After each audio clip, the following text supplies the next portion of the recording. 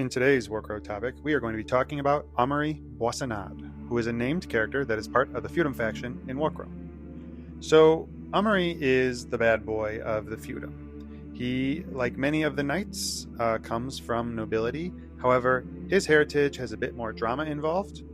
He is the bastard son of the Count of Selim. Kind of important when we think about, feudal systems and like who inherits what.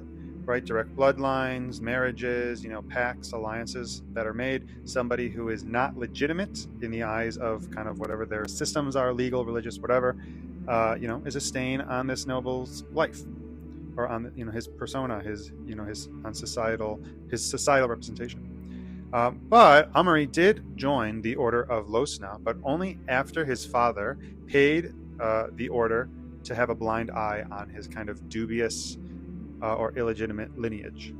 So at first, most knights looked at him with contempt because he basically bought his way in. However, his skill and expertise with weapons quickly changed their mindsets to respect and admire him. So this was all going good for Amaury until everything changed. And kind of what caused everything to change was Amaury unjustifiably pushed his horse too far and it died. So he pushed it to death. And, with the knights having their codes of honor, when you're out traveling around the feudum, you may just only have your horse, and so horses end up becoming, we've seen throughout human history, they become companions, part of the family, right, part of the team for a knight. And Amaury killed his horse. He pushed it unjustifiably, and it ended up dying. Because of this, he was stripped of his status as a knight. However, Amaury really likes being a knight, so he is trying to recover it and hoping to recover his honor. He offered his skills directly to our good old friend, the Sempiternus, who we've talked about in several videos, starting off with the Mace Escort video. So now that he works for the Sempiternus, he goes on special missions with dubious objectives and legality, because basically he was kicked out of being a knight, and he kind of subtly offered his skill set to the Sempiternus. And he is described as being very loyal, extremely loyal, and blindly obedient to the Sempiternus. This has made him very, very successful on his missions. And like I said before, his missions are a little bit dubious and their legality is questionable. So he's doing kind of spec ops, black ops type things. He was so successful that the Sempiternus has named him the Major Penitentiary. And so what that means is, aside from just the title, he is now responsible. He is functionally the hand of the Sempiternus. He is responsible for distributing the Sempiternus's justice. So he represents the voice of the Sempiternus, and he commands a triad of knights called the Syzygians. And these knights, the three of them, and they are Black Ops knights. And we will discuss them later. Just know that they're so good and so elite and so secretive. There's only three of them. And so, you take Amaury, who is your secretive, well-trained, lethal, dubious guy who's risen through the ranks again after doing something not good within the eyes of his culture. And now they've placed him in charge of even more Black Ops operatives. And so the Knights of Losna still reject him. Aside from these three Syzygians, I don't even know if they like him. Aside from these Syzygians and the Sempiternus, the rest of the Knights of Losna kind of collectively still don't like him. They actually call, his title is Major Penitentiary.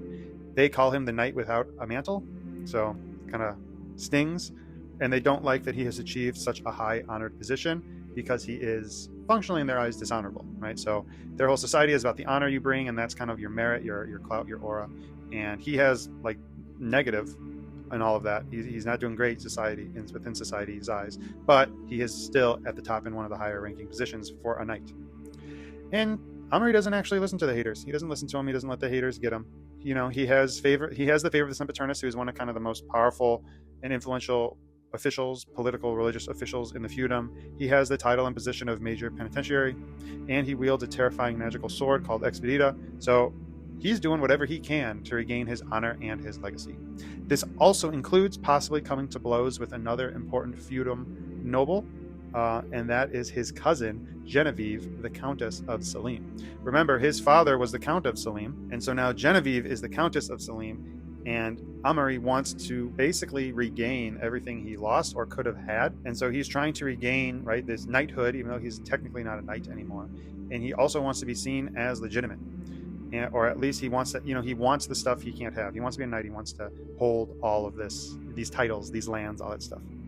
So why is Amaury cool? Well, one, he reminds me a lot of Gregory Clegane, He reminds, from Game of Thrones, he reminds me also a bit of Anakin Skywalker from Star Wars, obviously. And then he also reminds me not of Ramsay Bolton, now that I'm thinking about it, from Game of Thrones as well. And it's really because he's skilled, and Ramsay Bolton because was illegitimate, and then goes through nobility and basically does everything he can to become legitimate. And he's also crazy. But mainly Gregor Clegane and Anakin, because he's, and I'm not saying he's an exact carbon copy, of course, but he's very skilled. Amaury's very skilled, and he's risen through the ranks quick, but has this dark side to him. And that dark side is what's being kindled and encouraged and cultivated by a high-ranking political or religious figure. We see this with like Gregor Clegane, the Mountain, Game of Thrones, with kind of the nobility and the Lannisters, and then Anakin Skywalker. We see this with Palpatine and the Sith Lord, Darth Sidious. So I'm curious to see what Boissonade does as our lore continues, because he is in a really interesting kind of position. So much so that even like nobody likes him, even in the game. Right, when you're playing, you can like attach characters to units. Your unit that gets attached to him is like literally fighting you in the game. You like consistently have to test to make sure that he stays with them, because if not, they're going to leave him because they don't like him. That's how dishonorable he is. And of course, his aesthetic is really cool. I like the darker aesthetic of the feudum. So some models are really nice and kind of like more regal looking and more noble, chivalrous looking. But then there's other models that are a little bit darker looking. They have kind of a Dark Souls, Elden Ring vibe, and I really like that vibe, and Amaury has it. And then he's also wielding his cool sword, Expedita, which is pretty cool. Allows him to teleport in the game. That's really fun. And with that, this lore video about Amaury Boissonade comes to an end. Don't forget to follow this channel to get more Warcrow lore, and if you survive the fog, I'll see you in the next video.